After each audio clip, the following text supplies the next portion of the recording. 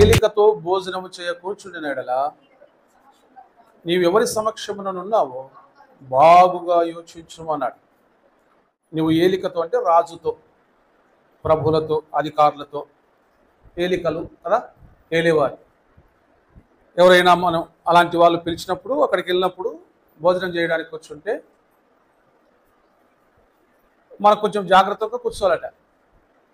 నువ్వెవరి సమక్షంలో ఉన్నావో బాగా ఆలోచించి కూర్చోండి. ప్రభు వారు ఒక ఉపమానం చెప్పినాడు. చాలామందికి ఆయన ఒక విందు జరుగుతూ ఉంది, ఈ విందుకు భోజనానికి రమ్మని చెప్పినాడు. వచ్చిన వాళ్లకు పెళ్లి వస్త్రాలు ఇచ్చినారు.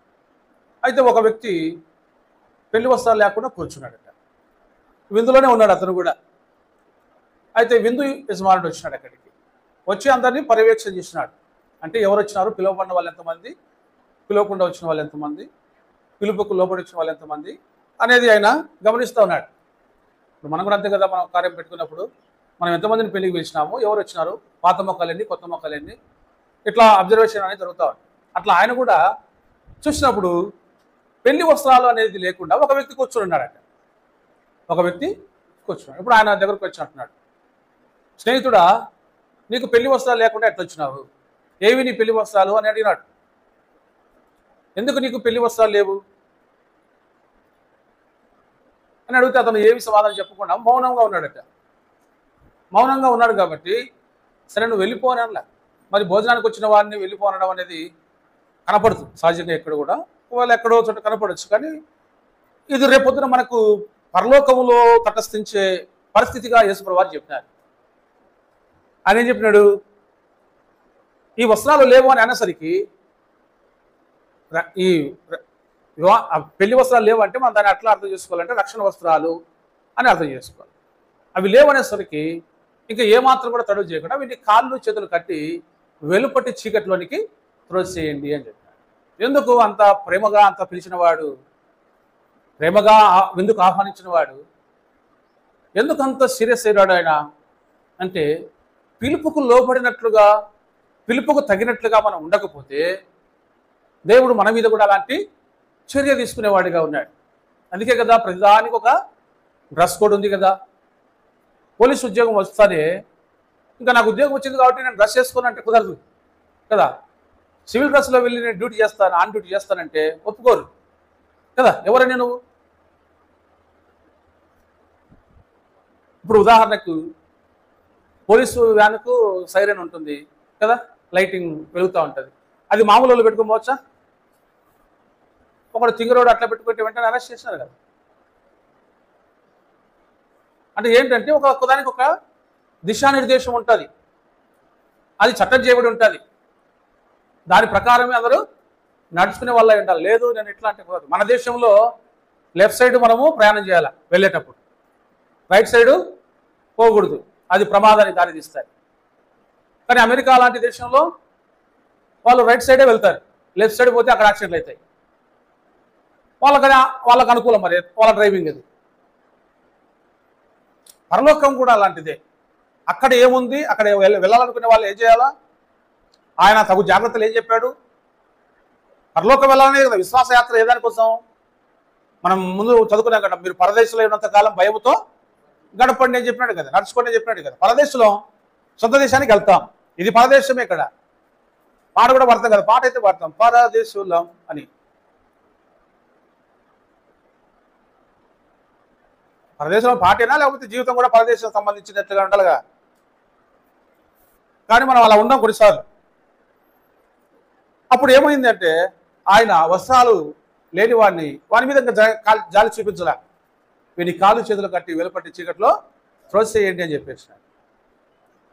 కాబట్టి మనం ఏంటంటే రేపొద్దున మనం ఎదుర్కోయే పరిస్థితి ఏంటి, దానికి తగినట్టుగా, పిలుపుకు తగినట్టుగా మనం ఉన్నామా లేదా ఆలోచన చేయాలి. మన నోట బాలుర నోట నేను స్తుతి ఉంచదని చెప్పినాడు, బాలుర నోట నేను స్తోత్రము ఉంచదని చెప్పినాడు. అంటే ఏంది, ఎవరిని దేవుడు ఏర్పరచుకుంటారో వాళ్ళంతా దేవుడి పిల్లలు కాబట్టి వాళ్ళు దేవుని స్తుతించేవారుగా ఉంటారు అని. దానికి ఒక జీతం ఉంటుంది, దానికి ఒక ఫలం ఉంటుంది. ఇప్పుడు పాత నిబంధనలో కీర్తన గ్రంథంలో ఏం చెప్తుంది వాక్యం అంటే పరిశుద్ధ అలంకారం ధరించుకొని ప్రభునకు నమస్కారము చేయండి అని రాయబడి. పరిశుద్ధ అలంకారం ధరించుకొని ప్రభునకు నమస్కారం చేయండి. ఎట్లంటే అట్లా నమస్కారం చేయొద్దు కదా. నమస్కారం అంటే ఎట్లంటే అట్లా పోలీసుడు ఖచ్చితంగా ఇటనే ఎందుకు పెట్టాలా అనొచ్చు కదా.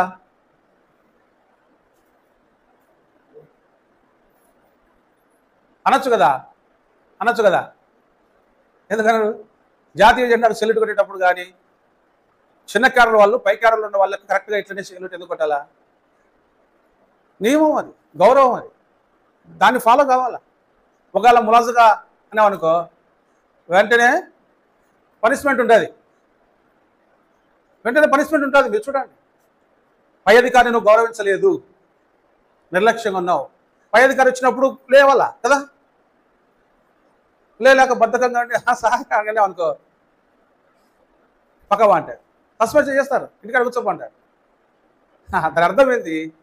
నీ పై అధికారులు ఉన్నప్పుడు నీవు జాగ్రత్తగా ఉండి గౌరవించేది అలవాటు చేసుకోవాలా. దేవుడు గంభీరుడు, దేవుడు ఉన్నవాడు, దేవుడు ఆశ్చర్యకరుడు, దేవుడు మహాదేవుడు, సర్వోన్నతుడు, సర్వశక్తిమంతుడు. అందుకు ఆయన ఆరాధించేటప్పుడు దేవదూతలు కూడా ఒక క్రమం కలిగి ఉన్నారు. ఆ దేవదూతలకు 6 రెక్కలు ఉన్నాయట. ఆ దేవదూతలకు 6 రెక్కలు, 6 రెక్కలు. ఆ 6 రెక్కలు ఎందుకు పెట్టాడు దేవదూతలకు దేవుడు అని అంటే, అది ఆయన ప్రాంగణంలో ఆయన దగ్గర ఆయన చుట్టూ ఉన్నాయన్నమాట. ఎందుకు అంటే దేవుని చూడకుండా 2 కళ్ళు మూసుకున్నాయంట, 2 రెక్కలతో కళ్ళు మూసుకున్నాయంట. అవి ఆ మహిమను చూసేదానికి శక్తి చాలక. రెండవది 2 రెక్కలతో 2 రెక్కలు కాళ్ళు కప్పుకున్నాయంట. వాటి కాళ్ళు దేవుని దగ్గర కనపడకుండా చూసినారా.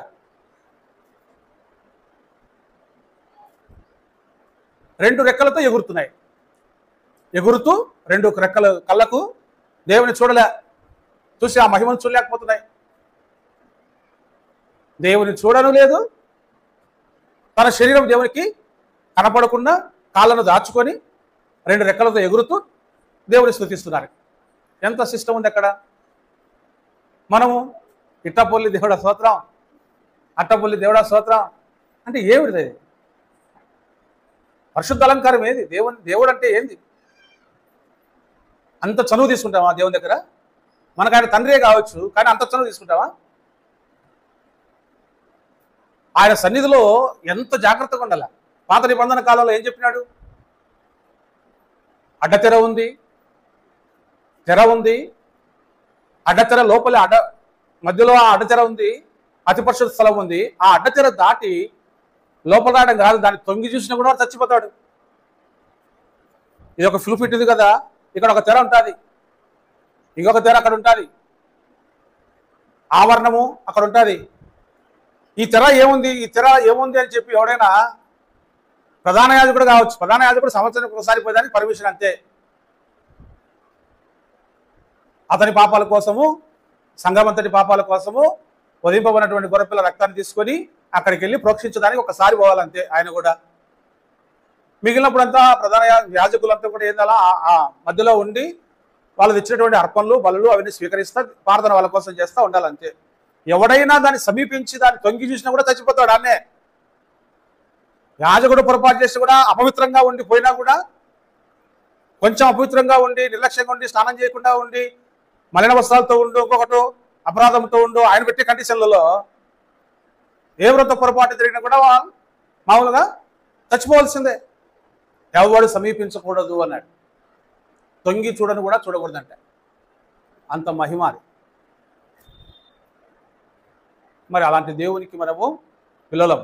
దేవుని ఆరాధించేటప్పుడు కావచ్చు, ప్రార్థించేటప్పుడు కావచ్చు, ఒకవేళ ఏదైనా అనారోగ్యమో హెల్త్ సమస్య ఇదేదో ఉంటే సరే దానికి దేవుడు, కానీ మనం నిర్లక్ష్యంగా ఉండడం అనేది తప్పు. అనారోగ్యంతో ఉంటాం, మంచం మీద పడుకుంటే దేవుడు అతన్ని అనుకుంటాం, అది వేరే విషయం. దేవుని పట్ల మనం గౌరవంగా ఉండాలా. ఎందుకంటే ఒక దేవదూత ఆరాధిస్తున్నారంటే కాళ్ళని కప్పుకొని ముఖాన్ని కప్పుకొని 2తో ఎగురుతూ అంటే ఆయన ఎంత గంభీరంగా ఉంటాడు, ఎంత మహిమ ఉంటుంది. ఆ దేవునికి పిల్లలం, దానికి తగినట్టుగా మనం ఉండాలి. మన దేవుడు గొప్పవాడు అయితే ఆయనకు తగినట్టుగా మనం ఉండాలి. ఆయన గొప్పవాడైనప్పుడు పిల్లలం కూడా గొప్పవారంగా ఆయనేమో నేను పిల్లల్ని గొప్పవాడినిగా చేసి తిని, కానీ వారు నా మీద తిరగబడి ఉన్నారు. అంటే గొప్పతనాన్ని తృణీకరించుకున్నారు. దేవుడిచ్చిన గొప్పతనాన్ని, దేవుడిచ్చినటువంటి దాన్ని, ఆధిక్యతను పోగొట్టుకున్నాడు. ఇది మనం చేసుకున్న పొరపాటే. కాబట్టి నువ్వు ఏలికతో భోజనానికి కూర్చున్నప్పుడు నువ్వు ఎవరి సమక్షంలో ఉన్నావో నువ్వు జాగ్రత్తగా చూసుకో అన్నాడు.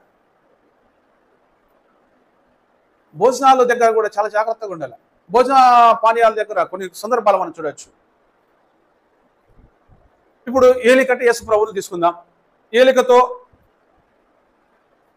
అంటే ఆ సందర్భాన్ని ఇలా మనం ఉపయోగించుకోవాలి. కాసేపు ఆత్మీయంగా ప్రభుతో కూడా భోజనానికి కూర్చున్నారు. ఎవరు? 12 మంది శిష్యులు. ఇప్పుడు 12 మంది శిష్యులు ఎవరి సమక్షంలో ఉన్నారు? ఎవరి సమక్షంలో ఉన్నారు? అదే కదా రాయబడింది అక్కడ. నువ్వు ఎవరి సమక్షంలో ఉన్నావో తెలుసుకునేది కదా. ఈ 12 మంది ఎవరి సమక్షంలో ఉన్నారు? యేసుప్రభు సమక్షంలోనే కదా. ఇప్పుడు యేసుప్రభు సమక్షంలో ఉండి యేసుప్రభు తరపున కదా మాట్లాడాల్సింది, యేసుప్రభు కోసం కదా మాట్లాడాల్సింది, యేసుప్రభుని కదా గణపరచాల్సింది. కానీ భోజనానికి కూర్చున్నప్పుడు ఒక సంఘటన జరిగింది లాస్ట్ టైం. ఏంటంటే యేసుప్రభు వారు 12 మందిని పిలిచినాడు. మనము అక్కడ ఫలానా ఇంట ఏర్పాటు చేయండి అని చెప్పినాడు. అంతా ఏర్పాటైంది. అక్కడ ఆయన సమక్షంలో ఉన్నటువంటి ఈ 12 మందిలో ఒకడు యేసుప్రభుని అప్పగించడానికి రెడీగా ఉన్నాడు. ఇప్పుడు ఇతనికి యోహాను సువార్తలో మనం చూద్దాం. యోహాను సువార్తలో చూద్దాం. ఎవరి సమక్షంలో ఉన్నాడో అది అర్థం చేసుకోకుండా ఉండడం ఎంత పొరపాటు. ఇతను ప్రభు సమక్షంలో ఉన్నాను అనేది ఆలోచించకుండా అతను ఏం చేశాడు? అపవాదికి చోటు ఇచ్చాడు. యోహాను సువార్త 13వ అధ్యాయం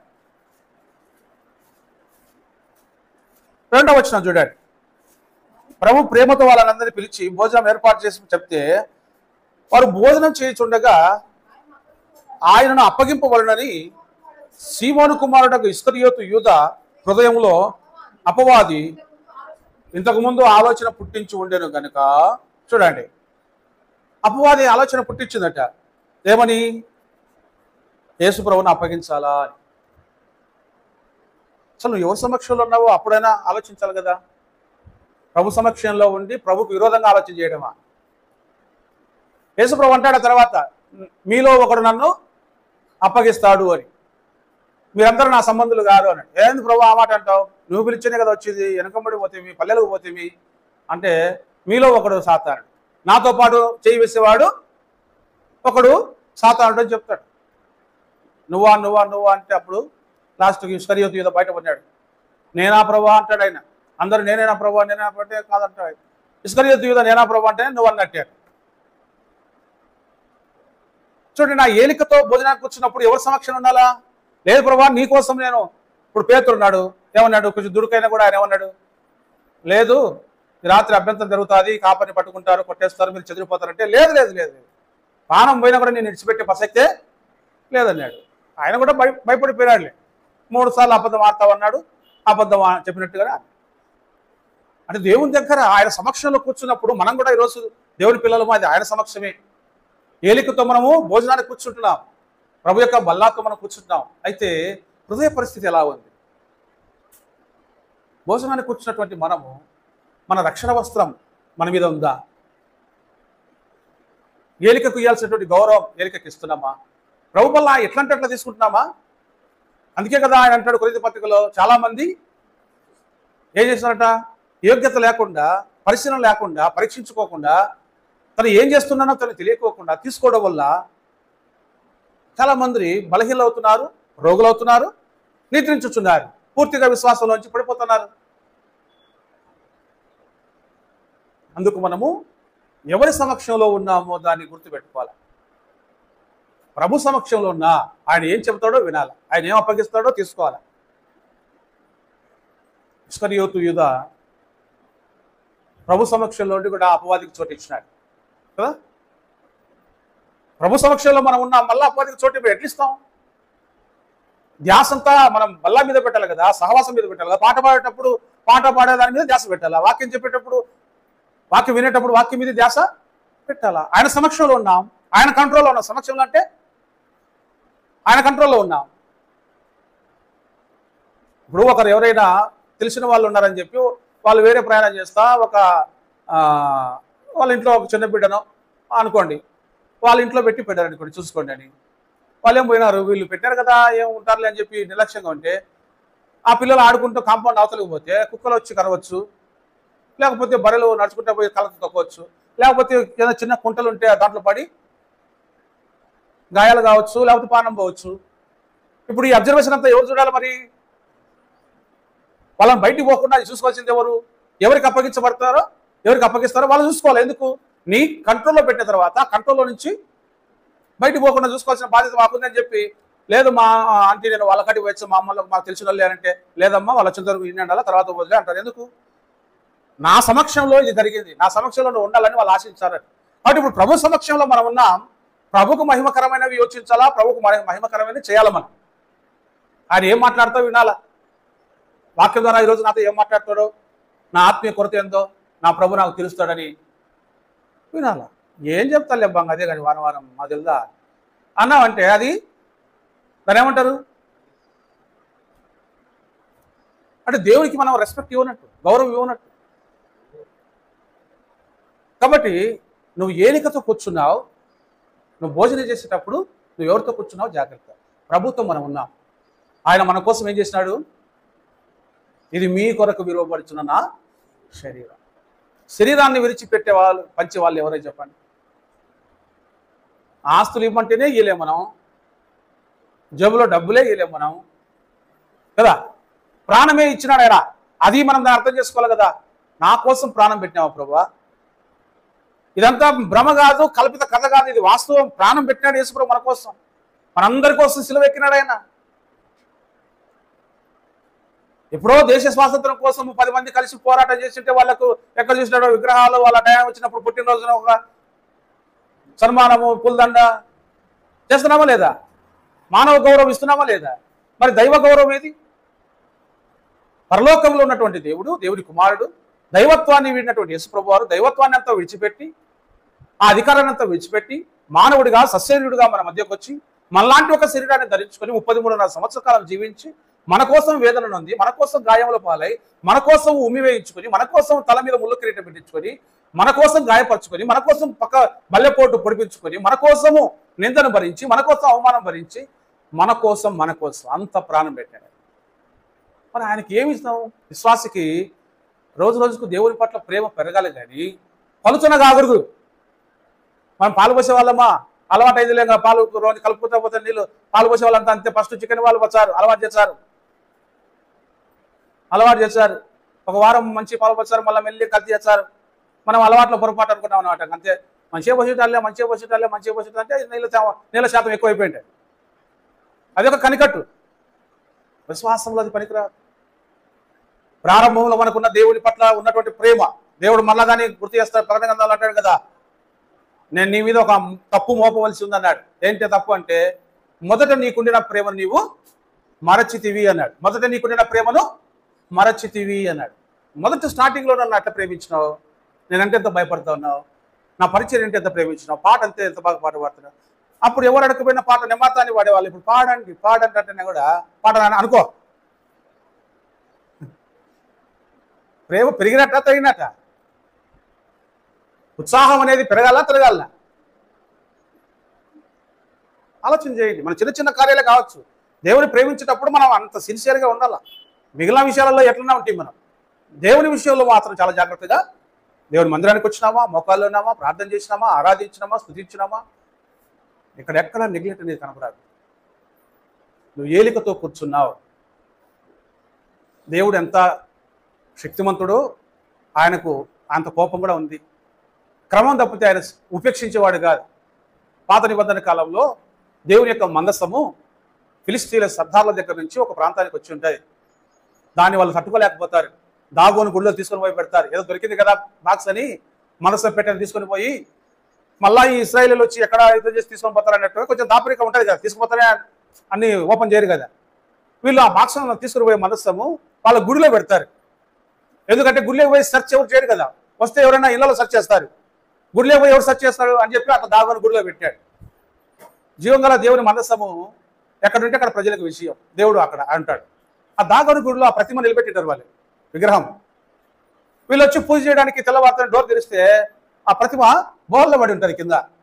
అరే ఇదేంది ఇది, ఎప్పుడు ప్రతిమ ఇన్నాళ్ళైంది ప్రతిష్ఠించి ఏ రోజు జరగలేదు, ఎందుకు ఇది జరిగిందని చెప్పి వాళ్ళు దాన్ని మళ్ళీ నిలబెట్టిపోతారు. మరుసటి రోజు ఏమవుతుంది, ముక్కలైపోతుంది అది. వాళ్ళకు గడ్డలు పుడతాయి, ఏనంటాడా కూర్చోలేరు, నడచలేరు. ఇంకా వాళ్ళకి అర్థమైంది ఇదంతా ఇశ్రాయేలీయుల దగ్గర నుంచి తెచ్చిన వాళ్ళ దేవుని మందసం, ఇది ఉండడం బట్టి మనకి ఇంత అనారోగ్యం వస్తుంది, దీన్ని మనం తట్టుకోలేము దేవుడా అని చెప్పి ఆ మందసాన్ని తీసుకుని ఊరేళ్ళు పని పెడతారు. వాళ్ళు తీసుకుంటే వాళ్ళకి అదే జరుగుతుంది. అప్పుడు చెప్తారు, కబురు పెడతారు, అరే నాయన వాళ్ళకి చెప్పాలా తీసుకుని పోనేది అని. అప్పుడు దావీదు ధైర్యం చేసి తీసుకుని వచ్చే ఆ మూమెంట్లో ఏం జరుగుతుందంటే, ఒక ఆయన పేరు అది ఎద్దుల బండి, కొత్త ఎద్దుల బండి, కొత్త కోడెలు ఎద్దుల బండి కొత్తది, దాని మీద తీసుకొని వస్తూ ఉంటారు. తీసుకొని వచ్చేటప్పుడు ఏమవుతుందంటే, ఒక ఆయన అంటే ఎద్దుల బండి అంటే రాళ్ళు తరలోడు కాదు కదా, ఒక రాయి ఎక్కినప్పుడు టైర్ ఇట్లా వేసినప్పుడు ఒక వాళ్ళకి వాళ్తుంది కదా బండి.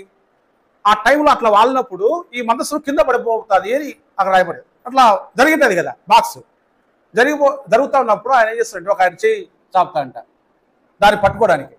ఎవరు, ఇశ్రాయేలీయుడే, కానీ అతనికి పర్మిషన్ లేదు. ఇశ్రాయేలీయులు అనేంత మాత్రం తాకేదానికి ఎవరికి లేవీలకు ఆ మందసం పరిచర్య తెచ్చిన వాళ్ళు ఉండాలా, వాళ్ళే దానికి చుట్టూ ఉండాలా, వాళ్ళే దాన్ని కాపాడాలా. అది దేవుడికి పెట్టే చట్టం. ఇతను ఏం చేస్తాడంటే, అతని పేరు ఏంటి, ఓర్మి,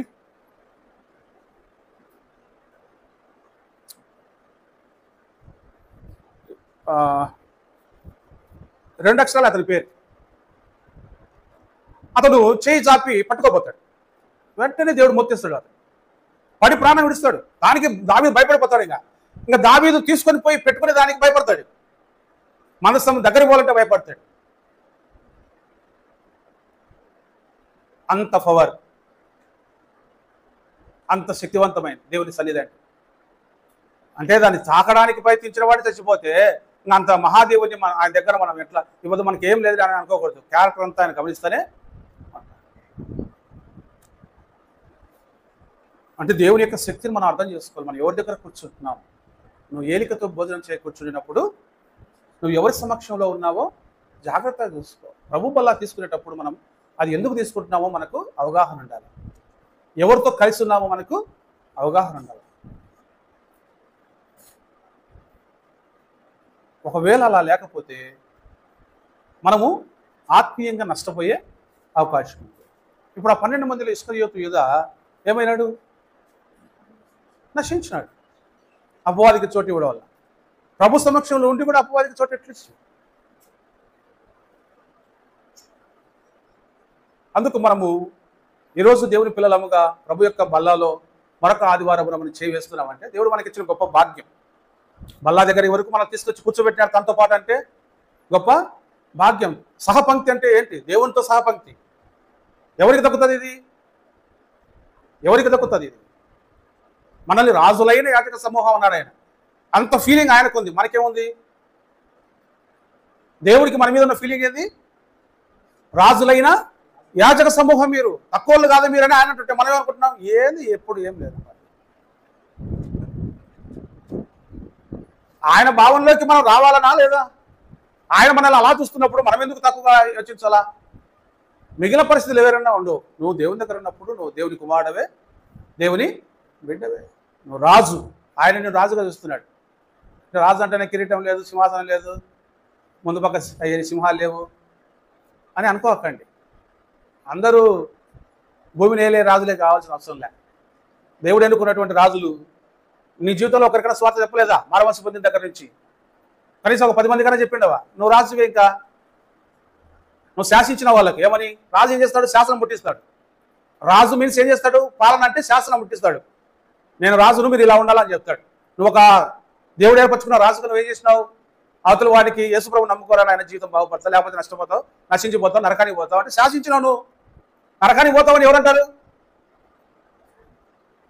ఈ బస్ స్టాండ్కి పోతావు అంటే కరెక్ట్గా తెలిసినాడు చెప్పేది. ఏమో పోతుందో పోదో అని అనుకో, డౌట్ వీడికి కూడా తెలియదు అనమాట. డైరెక్ట్గా పోతుందంటే తెలిసినాడు అని. నువ్వు నరకానికి పోతావని చెప్పినావు అంటే అర్థమేమి? నీకు తెలుసు దాని గమనం గురించి, ప్రయాణం గురించి. కాబట్టి నువ్వు శాసించినావు. అది రూల్. నువ్వు చెప్పింది జరుగుతుంది. మీరు ఏమి విత్తుతారో అని పేతురుకి ఏం చెప్పినాడు? నువ్వు ఎక్కడ ఏది బంధిస్తే అది బంధించబడుతుంది, ఏది విప్పితే అది విప్పబడుతుందని చెప్పినాడు కదా. తాళపు చెవులు నీకు ఇస్తున్నానని చెప్పినాడు పేతురుకు ప్రభు. నువ్వు ఓపెన్ చేస్తే ఓపెన్ అవుతుంది, లాక్ చేస్తే లాక్ అవుతుంది. అంత పవర్ ఇచ్చినాడు. కాబట్టి రాజులైన యాజక సమూహం, రాజుగా శాసిస్తాం. యేసు ప్రభుని నమ్మండి. అందరికీ యేసు ప్రభు ఆయన లోకరక్షకుడు. ఆయన విశ్వాసం ఇచ్చిన వారికి రక్షణ, నమ్మని వారికి శిక్ష. శాసనం అది, సువార్త అది. సువార్తలోనే చెప్పినాడు ఆయన. తీర్పది, తీర్పు. లోకానికి తీర్పు తీర్చేవాళ్ళు మీరు అన్నాడు. తీర్పది. నమ్మకపోతే నీకు శిక్ష వస్తుంది అయ్యా అనేది తీర్పు. దీన్ని బట్టే రేపు నా పిల్లలు నీకు తీర్పు తెచ్చినారు కదా పా అంటాడు ఆయన. యాజకత్వం అనేది ప్రార్థించేది. ప్రభువా ఆ బిడ్డ కోసం స్వార్థ చెప్పినా ఆ వ్యక్తికి మారుమనసు వచ్చేదానికి ప్రార్థన చేస్తున్నా, మారుమనసు అని అతని మార్పు కోసం, బాగు కోసం ప్రార్థన చేసి యాజకత్వం. ఈ రెండు ఉన్నాయి కదా మనకు. మరి రాజులైన యాజకత్వం అంటేనే అందరితో పాటు భౌతికమైంది కాదు, మనం ఆధ్యాత్మికమైనది. అందుకే ప్రభు సిలువలో అంటే సిలువ వేసే ముందు పిలాతు దగ్గర మాట్లాడిన మాట ఏంది? నువ్వు యూదులకు రాజువా అంటే నేను కళ్ళ కనపడాలని ఆయన అంటే ఆయన ఎట్లా సర్టిఫై చేయాలి అక్కడ. యూదుల రాజు అంటే నువ్వు అన్నట్టు అన్నాడు, నువ్వు అన్నట్టే. అయితే నా రాజ్యం ఇహ సంబంధమైంది, దావీదులాగా వెళ్ళేవాడిని కాదు, సౌలులాగా వెళ్ళేవాడిని కాదు. నాది యూనివర్సల్, ఆధ్యాత్మికమైంది. ఈ రాజ్యం ఇక్కడి నుంచి విస్తరిస్తాయి చెప్పేస్తాడు. ఆయన కూడా అర్థం కాలే, ఇదేదో నాకు ఇబ్బంది కలిగించేది కాదులే అని చెప్పి ఆయన కూడా సైడ్ అయిపోయినాడు. ఒకవేళ నేను నిజంగా రాజును, నీ అంత చూస్తాం మా వాళ్ళు వస్తారని అంటే ఆయనే ముందు పోయినాడు. అట్లనే ఆయన నా రాజ్యం ఈలోక సంబంధమైంది కాదనేసరికి ఈయనకు పిలాతుకు ధైర్యం వచ్చింది. ఈలోక సంబంధమైంది అంటే మనకి ఆపోజిట్ కాదు కదా, ఇదేదో కొత్త చెప్పుకుంటున్నాడు ఆయన. మనకేమొచ్చింది ఇప్పుడు? అప్పుడు ఏ రాజ్యం ఉంది? ఎవరు తెలియదు. రోమా ప్రభుత్వం. కాబట్టి మా ప్రభుత్వానికి డోకా లేదనుకున్నాడు అంతే. అర్థమైందా? నా రాజ్యం ఈలోక సంబంధమైంది కాదండి, ఇది ఆధ్యాత్మిక సంబంధమైంది. మానవుని ఆంతర్యాన్ని మార్చుకుంటూ వెళ్తాం, మానవుని మనసు మారుస్తాం. మేము ఓటర్ ఐడి కార్డు మార్చేది కాదు కదా. ఈ విధంగా ప్రభు చెప్పినాడు. కాబట్టి మనం ఎవరి సమక్షంలో ఉన్నామనేది ఇంపార్టెంట్. ఏలుకతో కూర్చున్నవాడు అక్కడ ఎంత మితాహారం ఎట్లుండాలా. ఇప్పుడు మామూలుగా ఎప్పుడైనా జోక్ పెడతాంటారు కొంతమంది. హోటల్కి పోతే నైస్గా తింటారంట, స్పూన్లతో, ఇట్లా పుల్లలతో స్పూన్లతో. ఇంటికాడ అంటే తింటారా? అస్సలు కాదు. మూతికంతా పులుసుకొని తింటుంటారు, ఆదల బాధలు తింటుంటారు, ఇంత పెట్టుకుని తింటారు. అట్లాంటి ఎప్పుడైనా పెడతాంటారు కదా, అంతేనా కదా? ఎక్కడ ఎలా ఉండాలో కొంచెం ఉంటారు కదా, తెలివిగా కొంతమంది ప్రవర్తిస్తారు. దేవుని సమక్షంలో దేవుని పిల్లలంగా మనం ఎదగాల. ఒకవేళ మనకు అది అంటే ఆ రక్షణ వస్త్రం లేకపోతే, ఇక్కడ కూర్చునే విషయంలో మనకు సరైనటువంటి విధానం లేకపోతే మనం ఆ స్థానం నుండి తప్పించబడతాం. అతనికి రక్షణ వస్త్రాలు లేకపోతే అతని స్థానాన్ని ఏం చేసినాడు? తప్పించేసినాడు. రేపు మన స్థానం అక్కడ నుండి తీసివేయబడకూడదు. అక్కడ మనల్ని కూర్చోబెట్టాలంటే ఇక్కడే మనం దాన్ని సెపరేట్ చేసుకోవాలి. దానికి తగినటువంటి వాతావరణం భూమి మీద పెట్టినాడు దేవుడు. నా సన్నిధిలో మీరు ఇలా ఉండండి. ఇలా ఉన్నప్పుడు మనం దాంట్లో ఉన్నాము, సేఫ్టీగా ఉన్నాము అనేది అర్థం. ప్రభుకి ఇష్టమైనది మనం చేసినప్పుడు మనకి ఇష్టమైనవైనా చేసేవాడిగా ఉంటాడు. అందుకు మనల్ని మనం పరీక్షించుకుందాం. మనము భోజనం చేస్తున్నాం, ఆయన రక్తమాంసాలే మనకు భోజనంగా, ఆత్మీయ ఆహారంగా ఇచ్చినాడు. ఇది ఎంత గొప్పదనతో చూడండి.